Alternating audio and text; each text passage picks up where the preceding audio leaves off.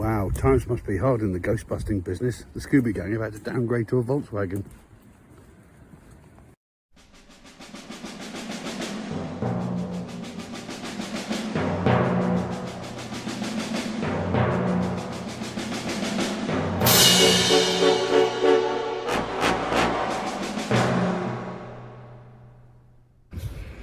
Do you remember we had a field maple that came down at the entrance to the fields a little while ago, and we were saying that, oh, the other one's looking as if it's pulling out of the ground, that may well come down too?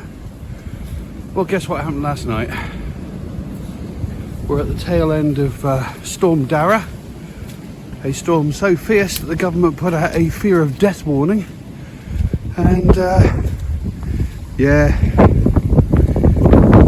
it's wreaked its revenge. That's a big old tree. What a shame. But that's both trees that used to stand here, both field maples have come out in the last 3 months. There's the remains of the old one there. Blimey. Was kind of inevitable though. There's so much dead wood on the ground everywhere. You know, every tree, the bottom of it, it's just dead wood. All the stuff's fallen out of the tree, been blown out of the tree overnight. Is it a weird new art installation? No, of course it isn't. It's a brolly. Yet another casualty of the overnight storms. I wonder how far this one's travelled. It's still squelchy as hell. I mean, the heavy rainfall has really waterlogged the fields. But let's all be merry, because look, the Grange Area Trust, the people who manage these fields, have decorated the Christmas tree. Hey, look at this. They do it every year. They do it every year. I think they're very brave, since we've still got a few heavy gusts of wind, but look how nice this is. They do it every year.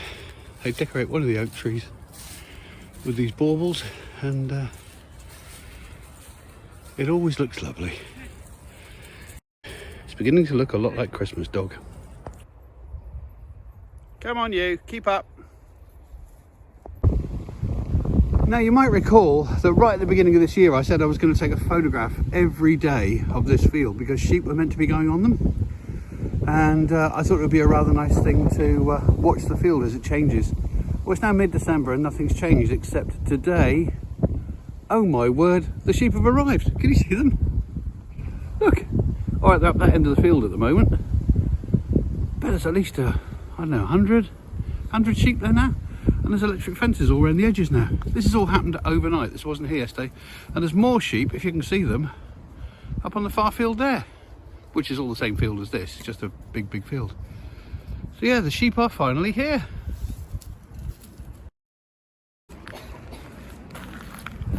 This lovely little church, this little lich gate there, is in the village of Penn, not far from where I live. And buried in this churchyard is the man who was murdered by Ruth Ellis, the last woman to be hung, or hanged I should say more accurately, in the UK. I might go and find his grave in a minute.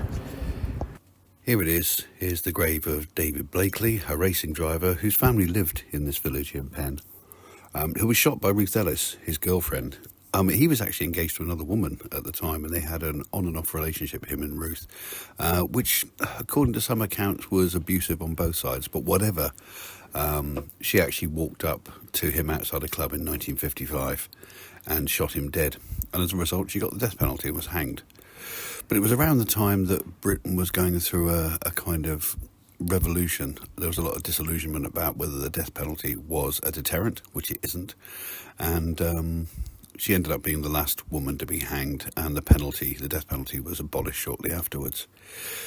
Ellis herself is buried in nearby Amersham, which is about 4 miles away from here, in an unmarked grave. I went and looked for it not so long ago, because there was a grave marker there at one point, but her schizophrenic son destroyed it, and it's never been replaced. But by looking at the old photographs of the grave marker and matching it to patterns on the wall, I found where the grave is. And what I found was this very strange little totem, or something that someone had left on the ground. People are still leaving flowers, and people are still leaving things on her grave to this day.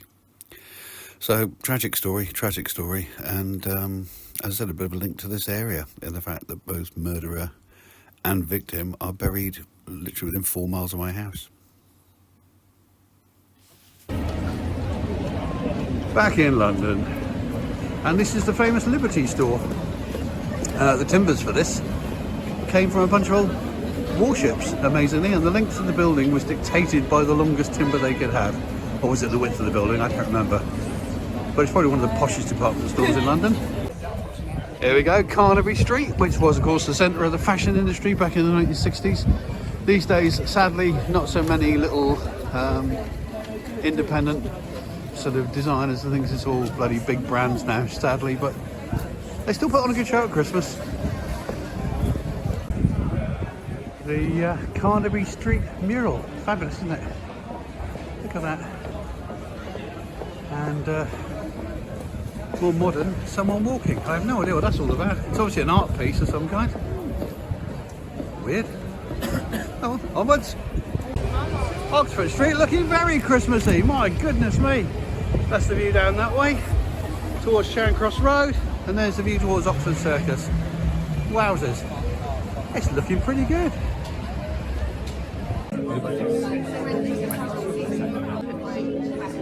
Time for Stone Club.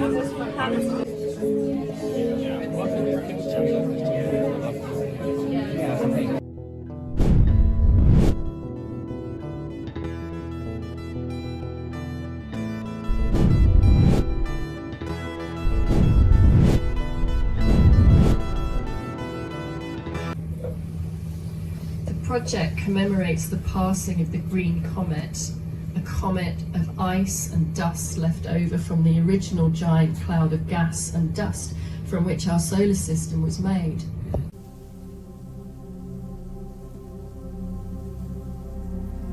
On Portisham Down, high above the swan-obsessed village of Abbotsbury, and in the shadow of the Kiss Me Hardy monument, sits the Hellstone dolmen.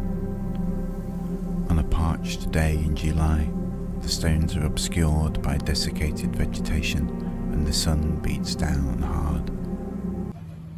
Like I say, it's a really important part of everything, walking. I think it needs to be encouraged more and more and more. I think, you know, it's fine to sort of drive somewhere, get out of the car and have a look at it and then get back in again. That's kind of fine, but it's much better if you can walk between places. It's much better if you can walk between ancient sites or do as much as you can, because there's something about the pilgrimage of arriving, however short, that changes the relationship with the places that you go to completely, I think. Another one I've ripped off. Blandford Hedgehog Extravaganza. And it does look like he's like, I'm ready. There's something really ridiculous and silly and funny, but also something kind of quite moving to me about all these kind of signs and village posters, because they're kind of a little clue to the sort of rituals of ordinary people behind the nicely painted doors in the villages you walk through. And I don't know, they give a bit of life to the landscape, and I do find them kind of moving as well as ridiculous and silly. Hello. It's not a very nice day today. There's that thick mist in the air that's just enough to get your coat wet and your beard, but you know, it doesn't actually drip on you. It's not actual rain, it's just a very thick wet mist. And my mood is not improved by the fact I've got a stinking cold. But hey ho, I did play Father Christmas last week, and let's face it, primary schools are like a giant petri dish, aren't they? Every single disease going is circling around a school, so I shouldn't be too surprised. Plus I had several busy days, so I got a bit run down because I had to go into London and I had to go and do various things. So yeah, I can't say I'm overly surprised, but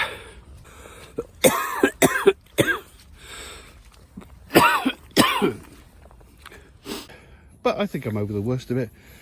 Most of the time when I get a cold, it only lasts about 48 hours, and that's pretty much what's happening here. I felt a lot worse yesterday than today. Things are just very mucusy and a bit of a cough that's annoying. But I will survive, and hopefully I'll be all well for Christmas. Hurrah! Now I know it's not COVID. Somehow I have managed to avoid the coronavirus. I've not had COVID once, which is extraordinary considering how often I travel and how many people I meet. But no, not once. And you know, I do test fairly regularly when I'm going into crowds. In fact, I went to meet a bunch of witches last night at a kind of meet-up thing, and because some of them are a little bit older, and at least one I know has had cancer treatment, I did test for COVID just in case that's what this sniffle is, and it's not. So, you know, it's I've still somehow managed to avoid COVID sort of 4 years later. I've got friends who have a less busy lifestyle than me that have had it 5 times. Sometimes it's just genetic, isn't it? Sometimes it's just genetic. Although, as a friend of mine pointed out to me recently, there's a degree of luck involved as well. You know, you could be standing in a stadium with 20,000 people, and if only one of them's got COVID and they happen to be the one standing next to you, you might get COVID. But if you're not standing next to that person, chances are you're not going to get it. So, you know, there's an element of chance as well. I'm just thankful I haven't had it. I do like these little woody paths.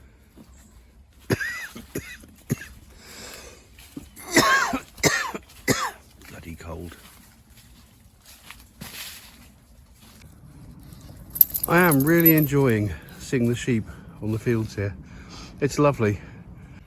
But it's happened just at the time I bought that telephoto lens that I could photograph the deer on this field. And of course, whether they go on there now, I don't know, because there's an electric fence in the way.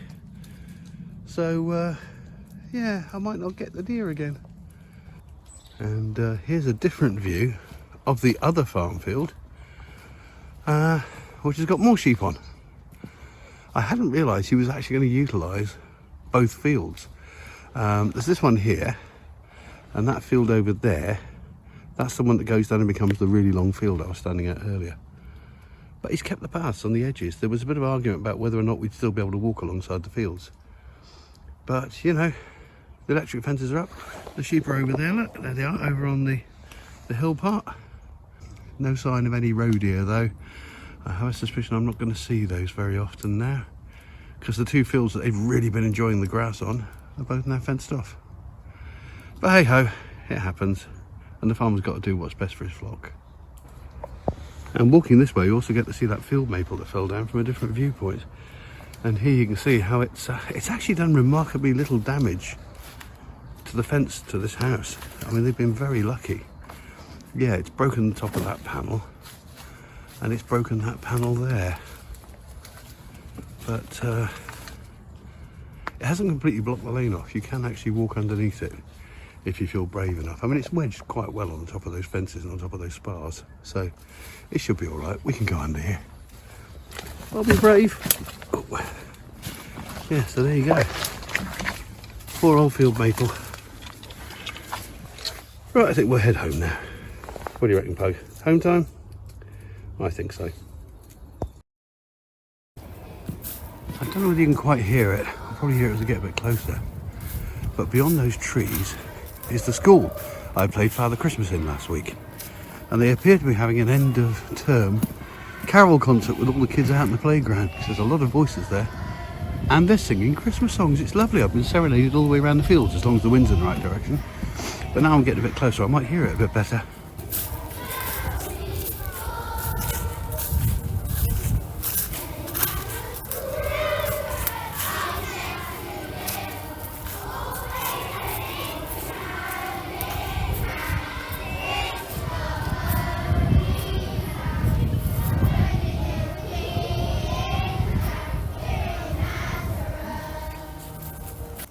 I think that's it for another week. Yeah, it's been quite an interesting week. Lots of things going on as usual. And next week's going to be busy as well. I'm playing Father Christmas again because a local primary school, their normal Father Christmas is poorly, and they've asked me to come in as an emergency Santa. So I'm going to go and do that. So I'll probably reinfect myself, won't I? And there's a nice party taking place at the weekend of all the local creative community to celebrate all the exhibitions and events we put on over the year. That'll be nice. That'll be nice. But other than that, that's pretty much it. So I shall bid you adieu. I'll see you next week. Some of the people who were speaking at Stone Club and showing their films earlier in the week, I'll put the links down below in the text, so you can go and find their stuff on YouTube and on Instagram and that sort of thing. Fascinating people, all of them. But in the meantime, I'm going to finish this walk, blow my nose, and go home for a nice hot cup of lemon and honey, I think. And I'll see you all next week. Toodle pip. And don't forget that our Neo-Pagan Wheel of the Year calendar is now available to pre-order. UK residents simply scan the QR code. Overseas customers email us at copa.artist@gmail.com and we'll try and work out the cheapest way of posting it to you. Thanks very much.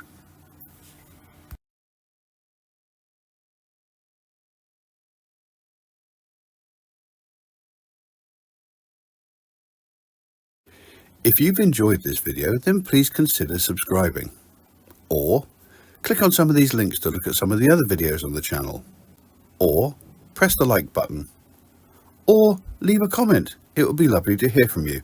Any combination of those 4 things would be wonderful. Thank you very much.